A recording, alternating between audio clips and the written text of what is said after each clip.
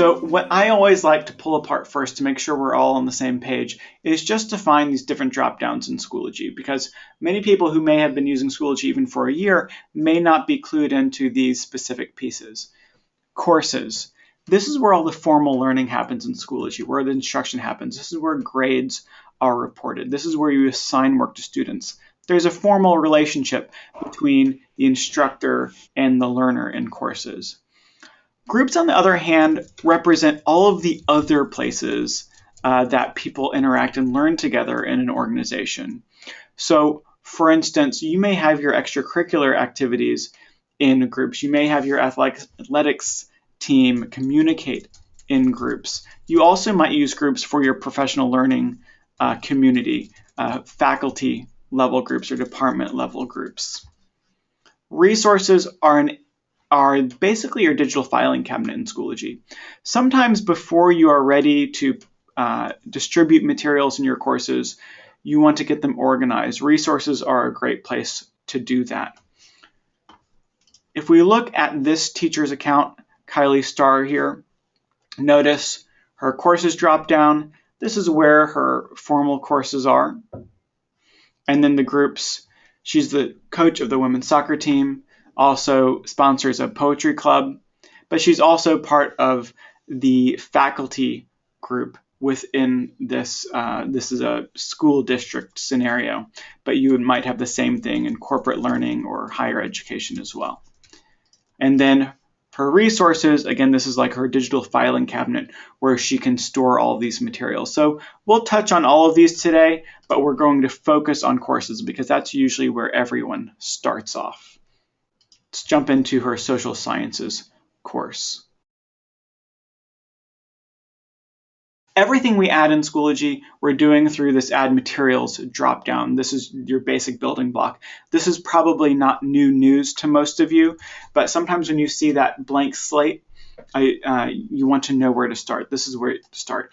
And the reason why I want everyone to be familiar with this area in the beginning is when you go digital, the first thing that you should do is help yourself out. There are a lot of things you can do to help students personalize their learning, create individual assignments, things like that. But first things first, let's get you away from the copy machine.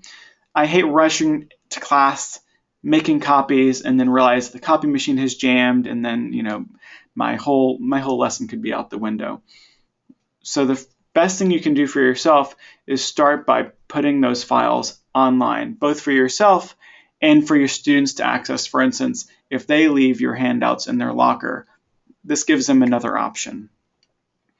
Before we add files to the course, notice what I have in my course. I have a few folders. This is a unit on inventions that I'm teaching, and this is actually divided into subfolders. Okay? And there is my PowerPoint slide, what I'm going to use to present from. Okay? Now, before you add files, what I would suggest doing is add some folders to keep yourself organized as you add those files. So how should you organize your folders? Looking at the handout for today, there are a couple different ways to do this, and it's a personal preference. I always suggest people create their folders in the same way they would create folders in the physical world. It's always really useful to try to replicate the digital world alongside the physical world, so it's not a completely new environment. Start where you are.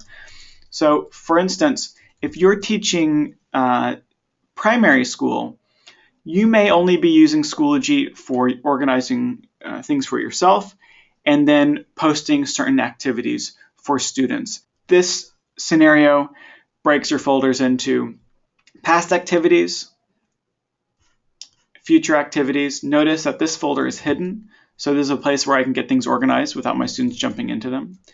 But the current activity I'm actually pulling right up to the top here, this link to this Quizlet study aid. We see that in this scenario here. Past activities, future activities, and here's my current item. Note that I can drag and drop that. So once my students have finished with this, I can actually put it into this folder to study links.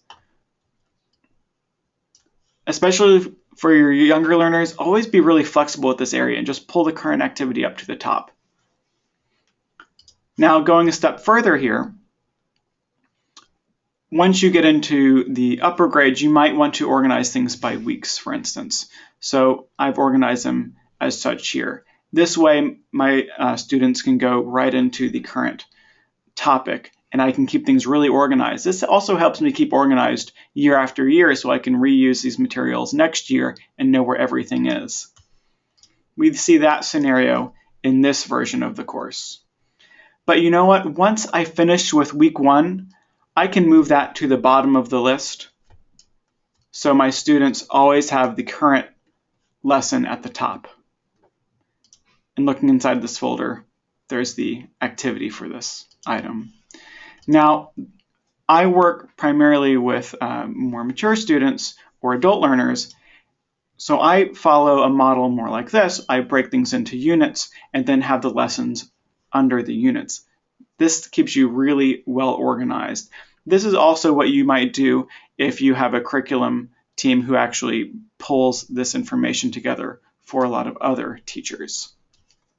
And this is the scenario that we'll look at today. So with folders, let's talk about some basic navigation. And this is one of those things, if you've been using Schoology for a while, whenever I show this, a lot of people don't realize you can do this. When you're going through the folders, many people click right into them to see the subfolders. Instead, do this. Click that arrow to the left so you can expand all of these folders. Next, you can drag and drop any of these items. Okay, so I can move this around in and outside of the folder. Now, if I go ahead and click the Add Materials button here to add a file, which is what we're going to do, this would actually add it to the bottom of my course here, but I actually want this right inside the folder.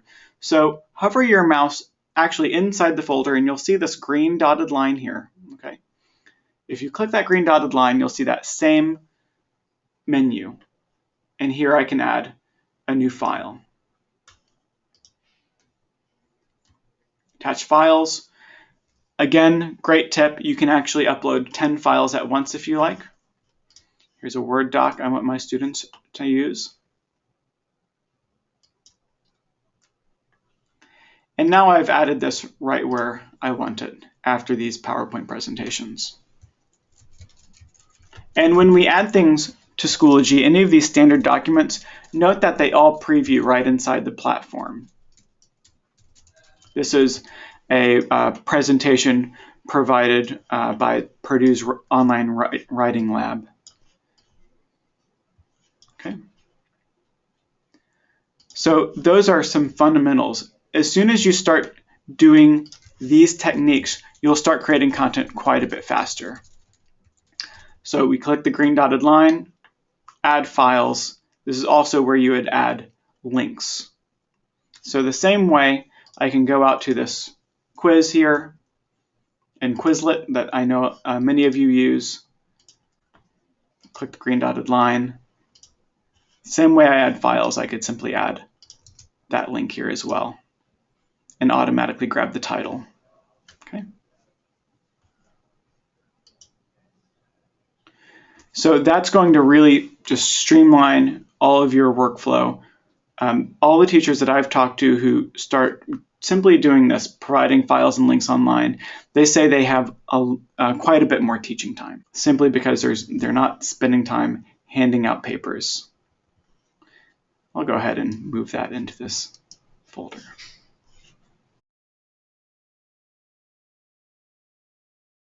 There's another way you can add files as well. Instead of adding them right to the course, that works really well for these PowerPoint presentations because this is keeping me organized and I can open these presentations. My students can view them beforehand. I could even present right from here. But what happens with those homework assignments where I want to give my students a handout, but I want to grade it, I want to give some context to it, I want to give instructions to the students on how to use it. Note that when I uploaded this Word document, this is that document that I just added, well, there are no instructions here for my students. It's just a graphic organizer for them, but I really want to give some instructions here.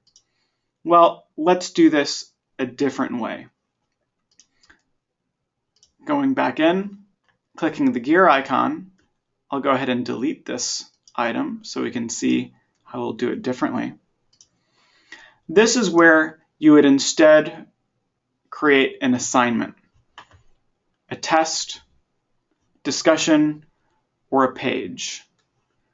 When you create any of these items, instead, you can attach those files and links directly to the assignment and give instructions here, okay?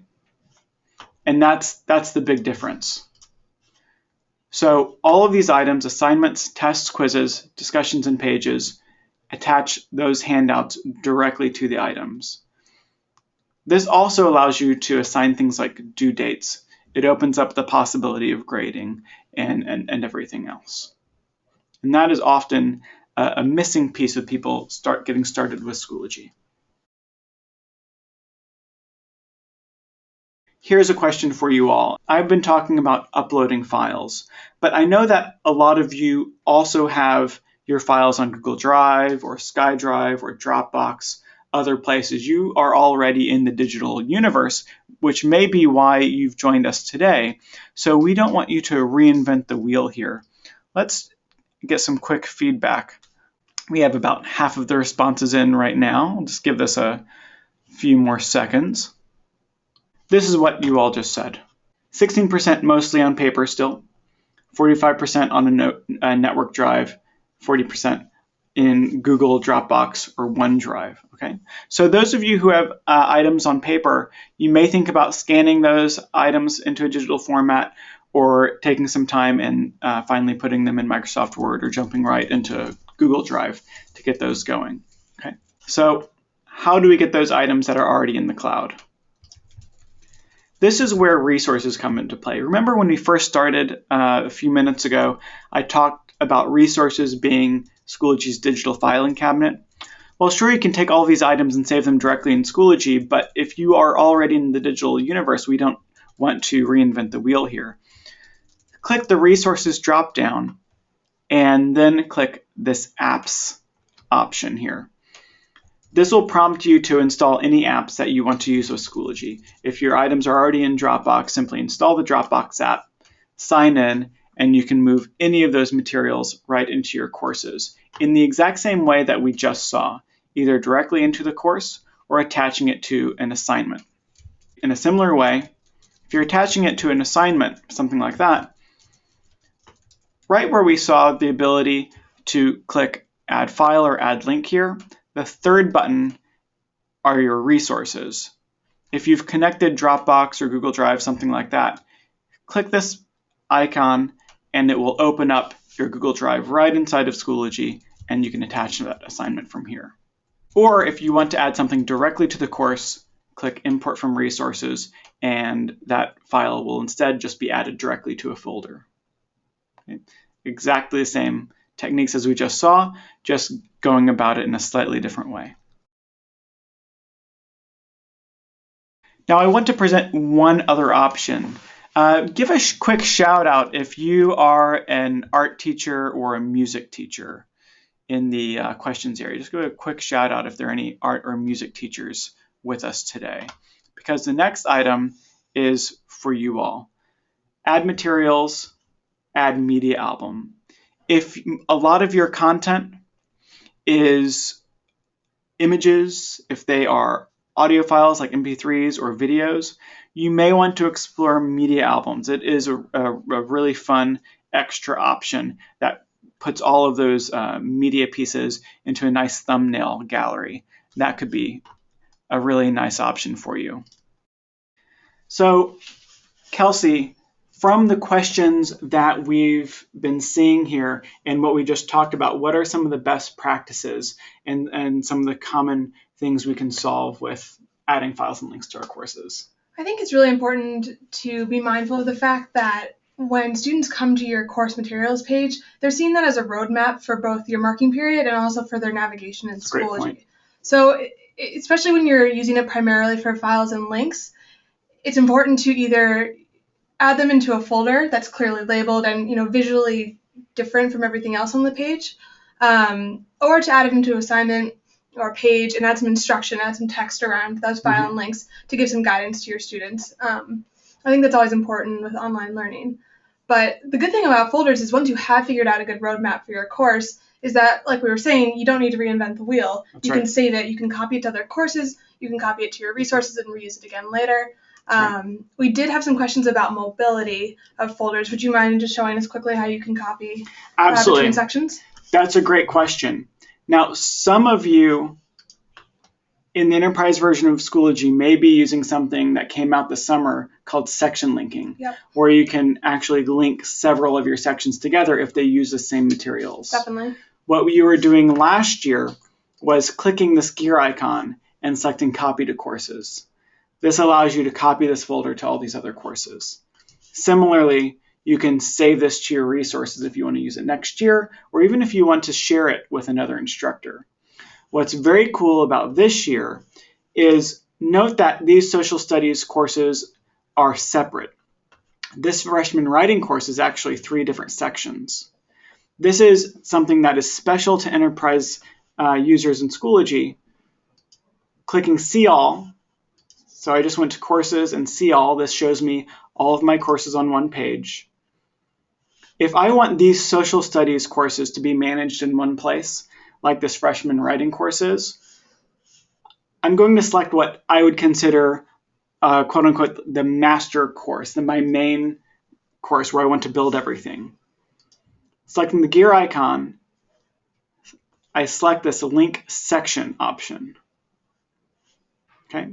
Here, I will link these 2 sections to section A. And if I do this, it will roll them up like my freshman writing course. And anything I create there will actually show up in all classes at once. So that's your best option. Yeah.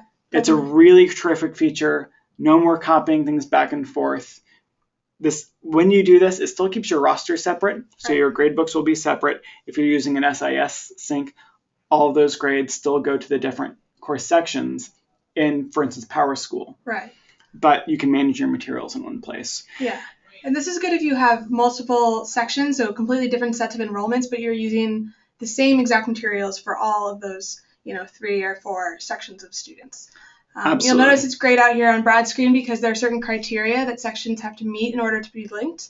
And if you hover, you get the little tooltip telling you what the issue is.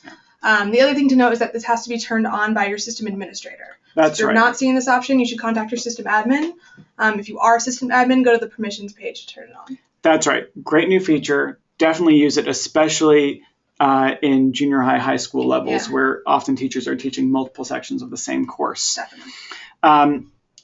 And one of those other constraints worth mentioning, it has to be the same teacher. You have to be teaching both. You can't link sections that other teachers are teaching. Right. And the students need to be different in those courses. Okay, so you'll see this grayed out version if you don't meet those criteria. Great question. A lot of excited teachers on the line right now. Yeah, this is a terrific feature. While we're here, let me show you what that looks like in this linked version of freshman writing. Notice this is in 3 sections. And now, if I, for instance, add a discussion, which is what we're going to do next, the due dates look different. It's one discussion topic, but I can actually select sections to customize if my classes actually meet on different days, and they can each have a different due date. Yeah. Okay. And it's important to note that this is not a discussion between all of your sections. This will create a copy of the discussion in each of your sections. Exactly. And in a similar way, if these 3 are a standard course, but these are AP and they're going to get a different discussion, I can hide this discussion in those sections. Yep. So this gives you a single source for materials, but still gives you the flexibility to customize things. Definitely check this out if you have not seen it in your system before. Definitely. Thanks for showing us that. Based on those various options, how do you imagine tomorrow, this week, next week, as students are coming back, or if you're in international, students are already totally in the swing of things. Of those options, how do you think you're going to be using those items? Let's view those results. So great to see so many of you really wanting to go all the way and attach those handouts to things like assignments and discussions. Okay, that's a great way to go. But if you want to just work in the shallow end of Schoology, if you will, just using it for your own organizational purposes can be terrific. Just getting things organized in folders and files so it's there. Because remember, you can reuse this every year, so everything will be in Schoology, and next year you can add on to that.